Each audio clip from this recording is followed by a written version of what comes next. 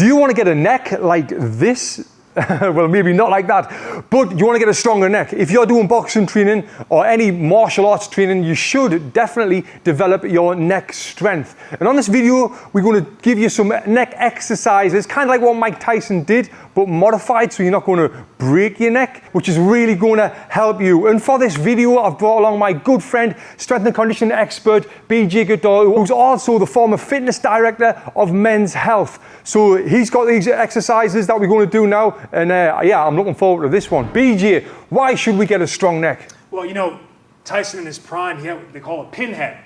And not just boxers and combat athletes, but a lot of like rugby, American football players, it's when your neck is bigger than your head. It's wider. And what it does is, yeah, you never want to get hit in the head or get your head hit against an opponent, but when the neck is strong and thick, it means that your head is less likely to snap around.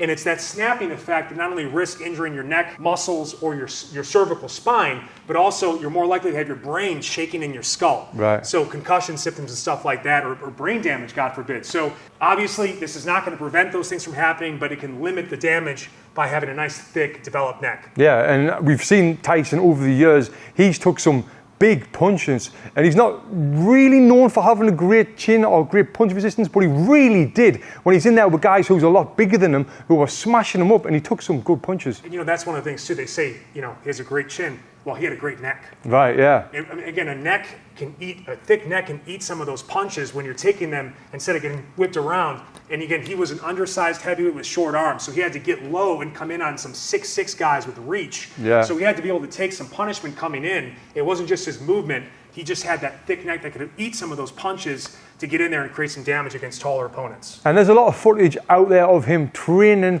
his neck, doing different neck exercises. And I remember seeing these when I was up and coming and actually trying them. And I was thinking, oh, that really hurts me neck. I wish I knew these exercises, what he's going to give you now when I was fighting as well. So let's get into the first one, the most basic ones. So this one's classic old school manual resistance, meaning you're using your arms or your hands to create resistance for your neck to work against. And the whole goal is anti-movement. You're trying to train your neck to be still. So we have 4 basic functions, 6 actually, of the neck. We can flex it, extend it, we can turn left, we can turn right, and we can laterally flex left and laterally flex right. So what we're going to try to do is each position for about 60 seconds each. And I recommend this following breathing strategy. 5-second inhale through the nose into the belly, and then 5-second exhale through the mouth. That would be 6 reps to get to a minute. Right. And then you would switch the angle. So the first one is pushing forward.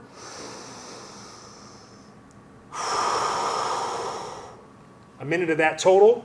Then we go pushing back.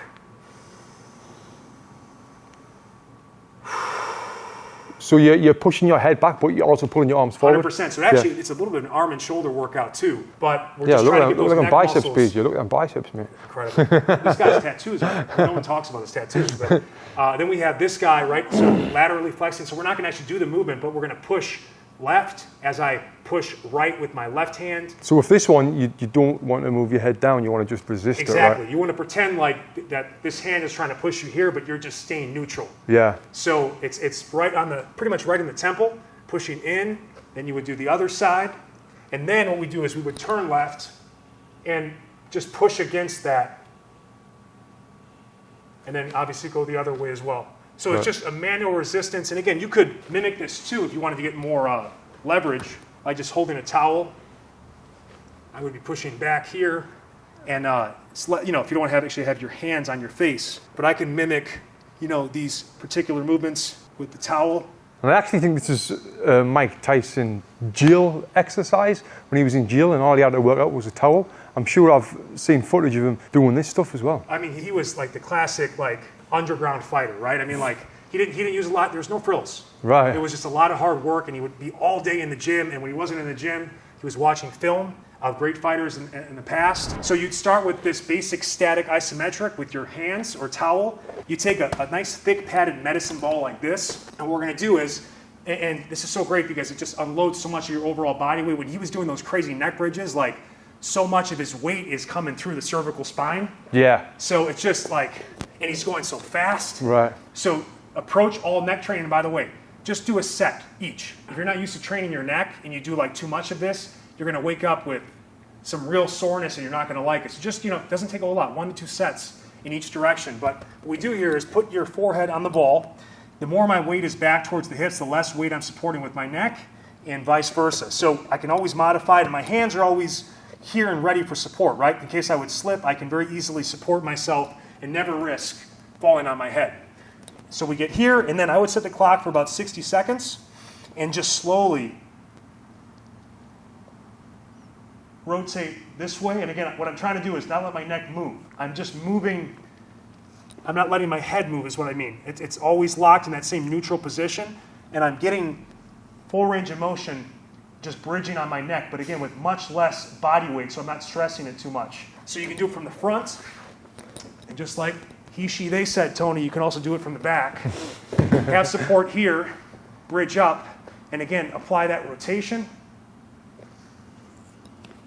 But we're never really risking injury here. I can even rest here and just work on that, right? Yeah. So you find how much body weight you want to put onto this. Even just holding this position, you're working your neck big time. But again, I can add that neck roll while being in that nice neutral position where my head is balanced over my neck, right?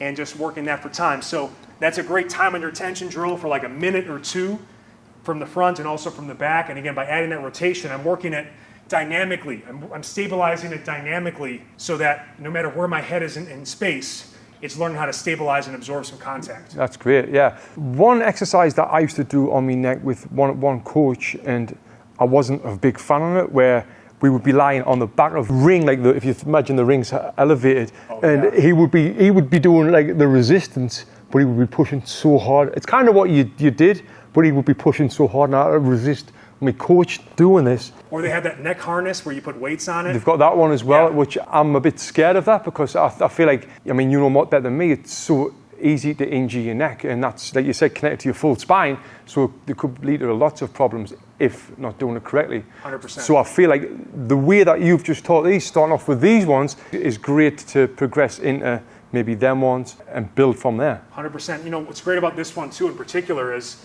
it's actually a mobility workout. A lot of people don't move they don't realize their neck actually can move 6 ways. Right. And that people get stiff in the neck. So it's a great way to kind of stretch the neck, but stretch and strengthen simultaneously. And again, you don't want to, with the neck and the spine in particular, you don't want to do a lot of jerking movements. The whole point really is you want to learn how to be able to keep this baby right in place, balanced right over your shoulders. And we work at first safely, just isometrically fighting movement, and then we apply this. And you get a nice little neck pump. Yeah. Now, before I tell you what neck workout you should be doing, I just want to say, drop me a text message with the number below. And every time I upload a video, I'll drop you a quick text. Let's get together on the text messages. So use the number below, drop me a text. I'm not going to bombard you with loads of spam and all that BS, but I'm going to keep you informed with how to get better at boxing and get stronger. Drop me a text with that number. Now, when I do this, I did it at the end of the session after I'd finished training, because my full body was warmed up there. What would you recommend? Do you recommend doing this at the end of the session or beginning, or? I think they have their place before and after, possibly. I think it really depends what the coach is looking for. I know Customato used to have, it was on his list. I did some research for this, and he would finish every session with just 10 minutes of neck. He would just go for 10 minutes, just a variety of neck drills to finish off the workout. So the one thing I would say to that is, at the end of the session, you get really sweaty and tired. Your focus is not really where it needs to be. When it comes to something as critical as the neck or anything around the head, it might be a good idea just to start the workout with it. Yeah, warm it up when you're fresh. Yeah. Also, a lot of times you say things to the end, and then you get to the end, you're like, fuck it, I'm gonna sleep. Yeah, all the time. So do what's most important first. Great. So that was to get a neck like Mike Tyson. But if you want to get some legs like Mike Tyson or like BJ, click here and watch this video next, where we give you all the leg exercises to get strength in your legs like Mike Tyson. Click here and watch this next.